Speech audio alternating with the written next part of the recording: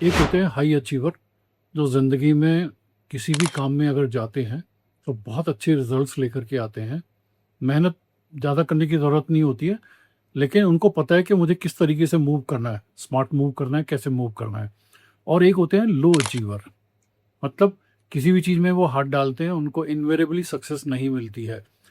इन दोनों के बीच में मेन डिफरेंस क्या होता है, उस चीज़ को समझ लो और आपको क्या करना है ताकि आपकी जो एफर्ट्स हैं वो वेस्ट ना जाएं। सबसे पहले हम बात करते हैं लो अचीवर्स की।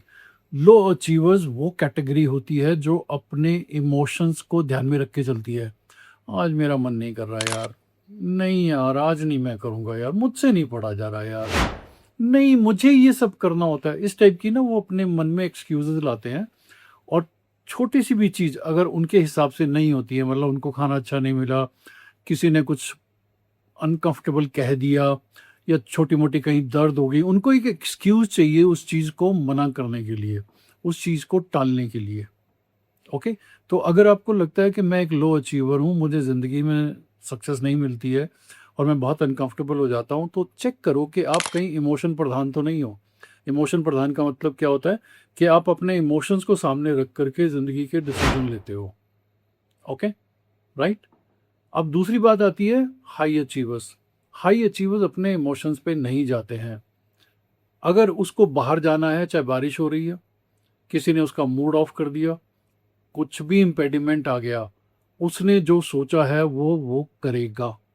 वो अपने इमोशंस को इम्पोर्टेंस नहीं देगा।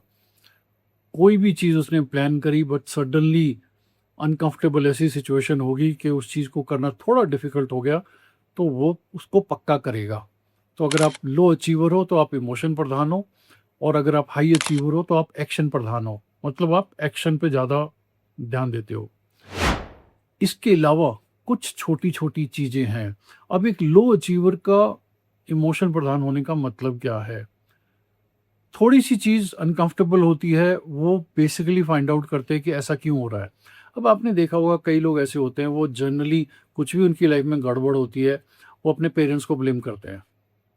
मेरी शादी ठीक नहीं हुई, मेरे को ठीक से पढ़ाया नहीं गया, मेरे को बचपन में प्यार नहीं मिला, मेरे ऊपर ध्यान नहीं दिया गया, मेरे साथ ये गलत किया गया, हमारा घर बहुत छोटा था, हमारे पास बड़ी गाड़ी नहीं थी, मेरी फ्रेंड्स जो थे वो बहुत हाई फाई घरों के थे, मैंने इस लाइफ छोटे जब होते थे इस लाइफ में ये अचीव किया, लेकिन मुझे राइट अमाउंट ऑफ एप्रिसिएशन नहीं मिली। उनके पास एन नंबर ऑफ एक्सक्यूजेज होती हैं अपने पेरेंट्स को ब्लेम करने की। बड़े हो गए हो, ओके, इस चीज़ से बाहर आ जाओ। अगर आप हमेशा अपनी अपनी जो फेलियर्स हैं उसके लिए कहीं ना कहीं रीज़न को ढूंढते रहोगे, तो आप ज़िंदगी में सक्सेस कभी नहीं देख पाओगे भाई। तो मैं एक बहुत इंपॉर्टेंट चीज़ आपको बता रहा हूँ, इसको ध्यान से सुन लो। आज ही ये काम कर लो। जितने भी लोग हैं जो उनको लगता है कि मेरी लाइफ में कुछ भी गड़बड़ जाती है, मैं उसकी बैकग्राउंड जो है अपने पेरेंट्स के पास ले जाता हूँ, किसी अपने से मतलब पुरखों की तरफ ले जाता हूँ कि ऐसा ऐसा था। तो एक जगह शांत होके बैठ जाना, ओके, आंखें बंद करना, और अपने पेरेंट्स की छवि को सामने ले आना।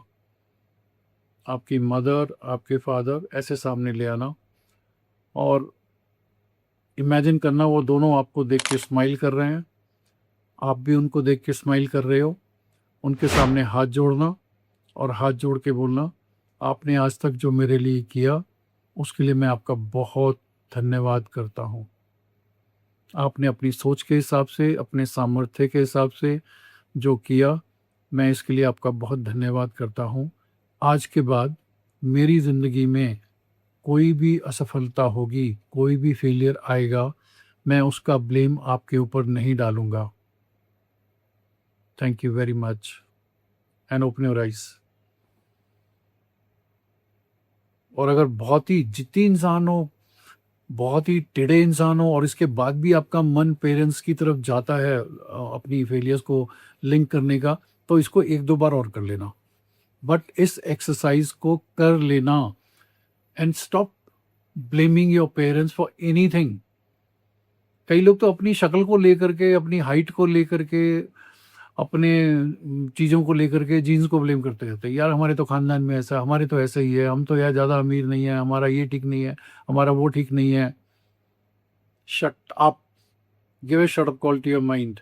ओके, ये जो मैंने एक्सरसाइज बताई है पेरेंट्स को सामने ला करके, just tell them two things very important. Thank you जो आपने अभी तक मेरे लिए किया अपने सामर्थ्य के हिसाब से, एंड उसके बाद में कि आज के बाद कभी भी मेरा कोई भी फेलियर होगा, कोई भी ऐसी प्रॉब्लम आएगी, मैं आपको ब्लेम नहीं करूंगा, पीरियड। स्माइलिंग फेस रखना उनका भी और अपना भी। क्लियर? ये करके देख लेना, और उसके बाद में कभी भी कुछ गड़बड़ होती है अपने पेरेंट्स को आप ब्लेम नहीं करेंगे। और दूसरी बात जो मैंने सबसे पहले बताई थी, चाहे आप बीमार हो, चाहे आप टेढ़े हो, चाहे कुछ भी हो, जो आपने प्लान कर लिया वो काम आपको करना ही करना है। इमोशन प्रधान मत रहो। अगर इमोशन प्रधान रहोगे तो जिंदगी भर इमोशंस में ही घूमते रह जाओगे, और अगर कोई फीमेल मिल जाएगी वो तो तुम्हारी बैंड बजा देगी। ओके, इमोशन प्रधान होना और एक्शन प्रधान होने का सबसे बड़ा डिफरेंस मैं आपको अब बता देता हूँ। इमोशन प्रधान, अब मान लो आपको लगता है कि मुझे कहीं जाना था और मेरे पेट में दर्द हो गया, ठीक है, पेट में दर्द हो गया, तो अगर आपकी मेंटालिटी ऐसी है कि अगर कोई प्रॉब्लम आ जाती है तो मैं प्रॉब्लम की तरफ ज़्यादा ध्यान देता हूँ, जो करना था उसकी तरफ ध्यान नहीं मैं देता हूँ, तो आपकी पेट दर्द जो है और उससे रिलेटेड इश्यूज जो है ना और मैग्नीफाई हो जाएंगे। ओके, आपको ना एक संतावना मिलेगी, हाँ यार पेट में दर्द है यार, जाना कोई जरूरी तो नहीं है, मैं तो नहीं जाता यार। Shut your mind. ओके, रोने धोने झिकझिक करने से बेटर ये है कि अभी मेरे साथ ये प्रॉब्लम है, ठीक है, जो भी प्रॉब्लम आपकी चल रही है, हाइपोथेटिकली अगर ये प्रॉब्लम नहीं होती तो मैं इस वक्त क्या कर रहा होता। सोचो, अभी जो भी आपकी प्रॉब्लम है उसको रिकॉल करो कि यार अभी ना ये प्रॉब्लम है, तो अगर ये प्रॉब्लम नहीं होती तो आप क्या कर रहे होते। तो जो भी चीज आपको सामने नजर आती है कि अगर ये प्रॉब्लम नहीं होती ना तो मैं तो ये कर रहा होता, start doing that, because you are more into thinking thinking thinking, action नहीं ले रहे हो आप। और जिंदगी में कभी भी राइट टाइम नहीं आने वाला है, इस चीज को भी ध्यान से अपने दिमाग में बैठा लो कि when there will be right opportunity I will hit very hard, that right opportunity will never come. Okay, the right opportunity will come when you start putting things into action. जैसे जैसे आप चीजें करना शुरू कर दोगे, अपने आप से वो पहली सॉल्व हो जाएगी, अपने आप से आपको रास्ता नजर आ जाएगा।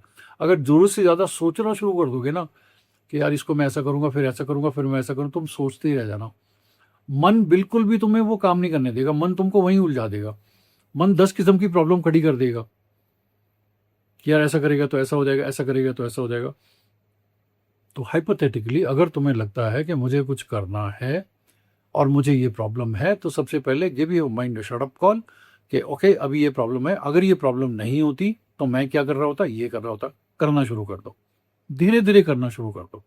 ओके, सेकेंड चीज, अगर आपको लगता है कि मैं कई बार जो है ना mental paralysis kind of situation में आ जाता हूँ कि मैं सिर्फ सोचता रहता हूँ और मैं करता नहीं हूँ, और मैं राइट मोमेंट की वेट करता हूँ।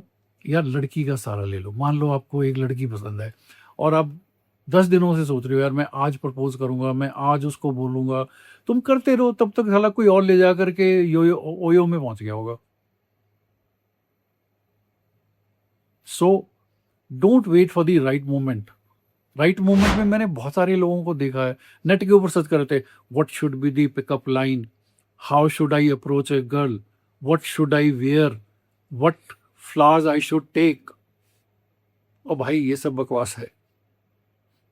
लड़की को अगर आपको पता भी लग गया कि उसको ये फ्लावर्स अच्छे लगते हैं, तो आर यू श्योर कि ये उसकी खुद की पसंद है?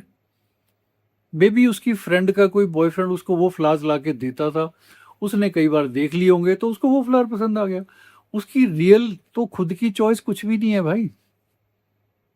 Okay, so don't waste your time कि मेरे को पिकअप लाइन चाहिए, मेरे को राइट ड्रेसिंग चाहिए, मेरे को जो है ढंग के फ्लावर चाहिए, ये सब बकवास है। अपने हिसाब से चलो। ओके यार मैं ना ऑर्किड लेके जाता हूँ यार, अच्छा मैं ना ये वाली चॉकलेट लेके जाऊंगा यार, अपने हिसाब से चलो, जो तुम्हें पसंद है उसको मत खुश करो। ओके, मैं बता रहा हूं you will have more success than planning to please her. तो कभी भी मेंटल पैरालिसिस होता है कि आपको लगता है कि मैं सिर्फ सोचता हूँ, काम नहीं करता हूँ। Start doing that work, don't wait for the right opportunity. तो इस तरीके से अगर आप चलोगे, जैसे ही आप काम करना शुरू कर दोगे, अपने आप से परतें खुलती जाएंगी एंड यू विल फाइंड कि हाँ, मुझे सोल्यूशन मिल गया है और yes, everything is going in my favour. लेकिन अगर आप टिक के बैठे रहे, सोचते रहे, तो मेंटली एकदम से ब्लॉक हो जाओगे, आप कुछ नहीं कर पाओगे। अब मैंने 4-5 चीज़ें ना बड़ी इंपॉर्टेंट बता दी, मैं कोशिश करता हूँ उन सबको समराइज करने की। सबसे पहली बात, इमोशन प्रधान नहीं होना है। ओके, अगर आपको लगता है कि इस चीज़ के कारण मैं ये नहीं कर रहा हूँ, तो उसको साइड में रखो। एक्शन में उस चीज़ की तरफ ध्यान मत दो जो भी प्रॉब्लम है, जो आपको you suppose whatever you suppose to do, start doing that. Second thing, stop blaming your parents, your genes, और anybody for that matter for your failures. Stop. Okay, मैंने किया है, आई एम रिस्पॉन्सिबल। ठीक है, mental paralysis से बचो। अगर कुछ करना है, राइट मोमेंट की वेट मत करो, just put that thing into action. जैसे ही एक्शन लोगे, अपने आप से सब कुछ चीज़ें सॉल्व होनी शुरू हो जाएगी। डिले मत करो, अगर कुछ करना है तो उसको कर दो। ओके, ये सारी चीज़ें दिमाग में डालो, इस वीडियो को दोबारा देख लो, लाइफ बहुत बिंदास हो जाएगी, बड़ा मजा आएगा फिर। ओके, मैं जाऊँगा। Take care, it's a life.